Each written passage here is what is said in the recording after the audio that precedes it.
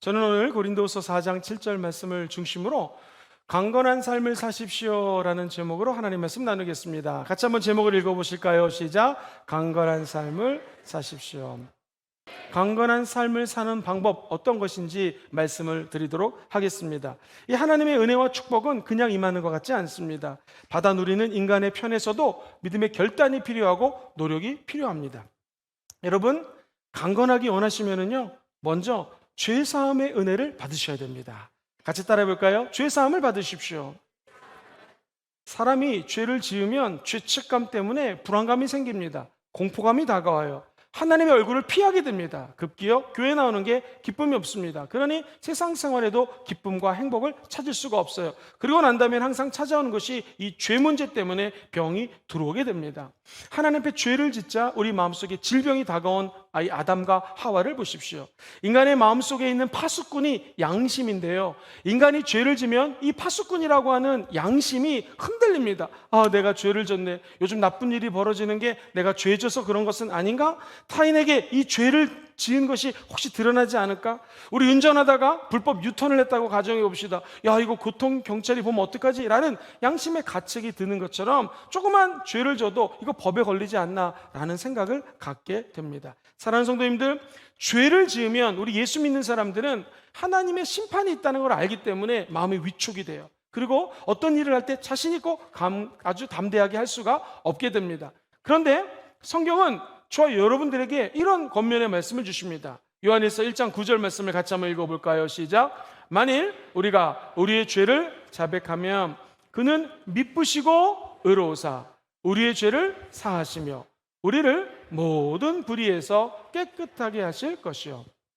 우리가 우리의 죄를 자백하기만 하면 하나님은 의로운 분이기 때문에 저와 여러분의 죄를 용서합니다. 두 번째, 저와 여러분들의 마음을 지키셔야 됩니다. 성경은 무릇 지킬 만한 것보다 내 마음을 지키라고 얘기를 해요. 자, 마음 지키는 것이 왜 중요한가? 잠언서 4장 23절 한 번 더 읽어보겠습니다. 시작. 무릇 지킬 만한 것 중에 더욱 내 마음을 지키라. 그 이유가 생명의 근원이 마음 지키는 것에서부터 나기 때문에 그렇습니다. 여러분, 생명의 근원 되신 하나님을 만나 접속하기 원하시면 아멘 해볼까요? 마음 지키는 것이 너무나 중요합니다. 마음을 지켜야 생명 근원 되신 하나님과 만날 수 있다는 거예요. 여러분, 예수 믿고 구원받았지만 지금도 귀신은 끊임없이 우는 사자처럼 저와 여러분을 삼키려고 합니다. 나쁜 생각 집어넣습니다. 음란한 생각 집어넣습니다. 미움, 시기, 질투, 분노 같은 감정을 끊임없이 집어넣습니다. 이때 저와 여러분이 필요한 것은 무엇입니까? 다른 어떤 것보다도 우리의 마음을 잘 지키시게 되기를 주의 이름으로 축원드립니다. 기도함으로 지킬 수 있습니다. 누군가의 도움으로 지킬 수가 있습니다. 야고보서 5장 16절은 이렇게 얘기합니다. 의인의 간구는 무슨 힘이 커요? 역사하는 힘이 큽니다. 예수 믿고 의인된 우리들, 죄사함의 은혜를 받은 저와 여러분들이 기도하면 역사하는 힘이 큽니다. 그러므로 마음에 어떤 슬픔과 눈물이 있더라도 우리 주님은 닦아주시고 용서해 주시고 힘을 허락하여 주실 것입니다. 하나님은 우리의 눈물의 회개를 들으시고 병을 고쳐주십니다.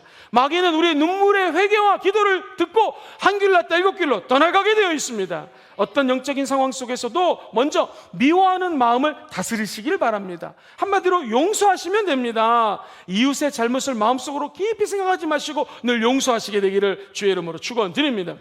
여러분, 우리가 찬양을 드리는 이유는요, 하나님 보좌를 체험하고 나면 내 그 많은 죄가 사라진 것을 다시 한번 감격 속에 이 기쁨으로 받아들이게 돼요. 그리고 나서 내가 미워하는 그 사람, 나를 짜증나게 하고 힘들게 했던 그 사람을 내 제자 하신 예수님 이 큰 죄도 사하셨는데, 예를 들면 내가 죄를 지은 것이 10억 가치라면 저분 생각해보니 나에게 지은 죄가 5억밖에 안 됩니다. 저분의 죄를 용서해 주시옵소서 라고 기도하는 마음으로 용서하게 된다는 것이죠. 저 여러분들이 예배를 드릴 때마다 먼저 예수 그리스도의 사랑으로 죄의 용서의 체험을 받으시고 미워하는 사람을 마음으로부터 용서하시기를 주의 이름으로 축원드립니다.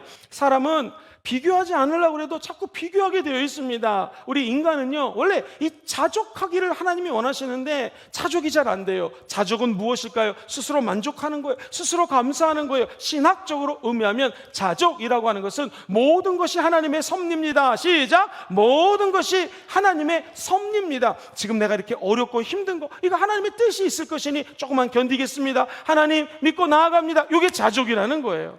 자족은 하나님의 뜻이 있을 테니까 내가 힘들고 어려워도 다른 사람들하고 비교하지 않고 만족하고 감사하는 게 자족입니다. 요 자족하면 경건 생활에 유리합니다. 경건 생활에 유익을 줍니다. 반대로 자족하지 않으면 비교하게 되어 있습니다. 저 집 남편은 이렇게 돈을 잘 버는데 우리 남편은 왜 그럴까? 저 집 아내는 밥을 잘 차려주는데 우리 아내는 왜 이럴까? 남편과 아내를 비교합니다. 자녀를 비교합니다. 그러면 마음속에 시기, 질투, 나아가 분노가 찾아오게 돼요. 이게 마음의 병을 일으킵니다. 나아가 육신의 병으로 자리를 잡게 됩니다. 여러분들 절대로 다른 사람들하고 비교하지 않게 되기를 주의 이름으로 축원드립니다. 우리의 마음이 마귀적이고 정욕적이고 세상적인, 이게 성경에 나와 있는 완전히 세상이 주는 마음들이거든요. 근데 우리는 이렇게 살지 않습니다. 예수님 믿고 우리의 마음을 다스리며 사랑과 희락과 화평과 오래 참음과 자비와 양성과 충성과 온유와 절제와 같은 성령의 열매를 맺게 될 줄 믿습니다. 여러분의 마음 먹은 대로 될지어다. 이처럼 죄를 가까이 하면 병이 오기 때문에 먼저 죄사함의 은혜를 받으시고, 두 번째, 우리의 마음을 잘 다스리기를 바랍니다. 혹시 병이 있는 분들은 세 번째, 믿음의 기도를 드리십시오. 성경 말씀 야고보서 5장 15절 말씀 큰 소리로 같이 한번 읽어보겠습니다. 야고보서 5장 15절 시작. 믿음의 기도는 병든 자를 구원하리니 주께서 그를 일으키시리라. 할렐루야. 믿음의 기도가 병을 치유합니다. 없는 것을 있는 것처럼 바라보고 나아가는 것이 바로 믿음입니다. 히브리서 11장은 우리가 잘 아는 믿음장이에요. 믿음은 바라는 것들의 뭐예요? 실상이죠. 이 실상이라는 단어를 주목하셔야 돼요. 휘포스타시스라는 단어를 쓰는데, 믿음이 바라는 것이 실상이라는 것은 저 휘포스타시스가 재물이라는 뜻이에요. 재물, 땅 또는 땅을 사면은 땅 문서가 있지 않습니까? 토지 문서라는 뜻이에요. 그러니까 무슨 말이냐면, 믿음이라는 것은 실제로 내 재물이 있고 토지, 내 땅 문서가 있기 때문에 땅 문서 들고 와가지고 잃어버린 땅 있으면 찾아오라는 것입니다. 마찬가지로 우리는 예수 십자가가 저와 여러분들에게 주신 하나님의 문서와 같습니다. 이 십자가를 들고 마귀에게 뺏겼던 모든 질병을 찾아가셔서 다시 건강을 찾아오시기를 주의 이름으로 축원드립니다. 이것이 사람의 힘으로 되지 않습니다. 우리 안에 계신 성령이 역사하시면 가능하다는 것입니다. 믿음의 기도를 드린 모든 분들은 저와 여러분들이 뺏겼던 건강 다 찾아올 수 있는 영적인 법이 있습니다. 그것이 바로 생명의 성령의 법입니다. 예수 그리스도 안에 있으면 더 이상 정죄함이 없습니다. 그리고 이 생명의 성령의 법이 죄의 법, 사망의 법으로부터 저와 여러분들을 자유케 한다는 것이죠. 또 한 가지 사실은 다른 축복들도 마찬가지지만 이 신유의 축복, 건강의 축복도 간절히 열망하는 자에게 하나님이 주십니다. 여러분, 예수님이 38년 동안 병자에게 뭐라고 말씀하셨습니까? 다른 사람들은 연못가에 물이 동할 때 퐁당퐁당 빠져가지고 치유가 되는데, 이분은 38년 동안 움직일 수가 없습니다. 그러므로 저 베데스다 연못에 갈 수가 없어요. 이분의 단점입니다. 그때 예수님이 물어본 것은 너 일어나라, 저기까지 데려가 줄게가 아니라 이렇게 물어봅니다. 요한복음 5장 6절에 네가 낫고자 하느냐? 주님이 원하는 것은 네가 낫기로 결단을 내려니 실제로 병 낫는 것을 뜨겁게 열망하니? 라고 물어보는 거예요. 여러분, 아프신 분이 계십니까? 병 낫기를 원하십니까? 간절히 원할 때 주님은 치료해 주시는 것입니다. 왜냐하면 성령 하나님은 언제나 인간의 뜨거운 소원을 바탕으로 역사하십니다. 빌립보서 2장 13절 같이 읽어봅니다. 시작. 너희 안에 행하시는 이는 하나님이시니 자기의 기쁘신 뜻을 위하여 너희에게 소원을 두고 행하시게.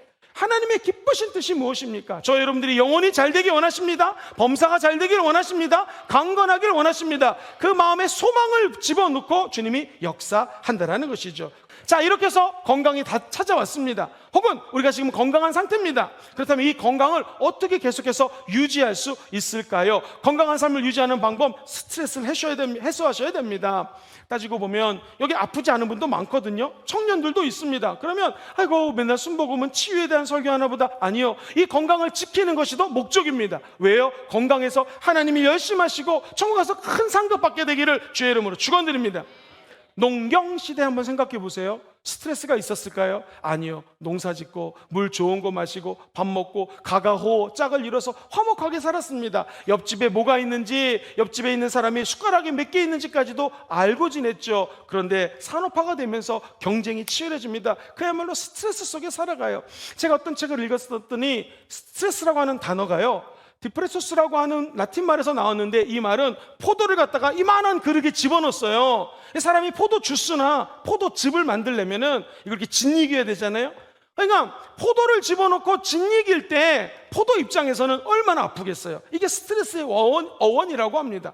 누구나 다 스트레스를 받아요. 근데 우리는 어떻게 해야 될까요? 첫 번째, 수고하고 무거운 짐을 주님께 맡겨야 됩니다. 오늘 두 가지 크게 말씀드렸어요. 병치료 받기 원하시면 아멘 해볼까요? 강건하게을 유지하는 방법은요, 먼저 죄사함 받으셔야 됩니다. 그리고 두 번째, 마음을 잘 다스리십시오. 세 번째가 무엇이었습니까? 믿음으로 기도하셔야 됩니다. 그럼 주님이 치료해 주십니다. 이제 큰 두 번째로, 이제 건강해졌어요. 그럼 어떻게 이 삶을 유지할 수 있을까요? 스트레스를 해소하셔야 되는데, 첫 번째, 한번 저를 큰 소리로 따라해 보시죠. 수고하고 무거운 짐을 주님께 맡기겠습니다. 어떤 짐이건 주님이 다 받아주십니다. 두 번째, 정기적으로 휴식을 취하셔야 됩니다. 마지막 세 번째, 성령 충만하게 사십시오. 그러면 평생 강건한 삶을 누리시고 나누게 될 줄 믿습니다.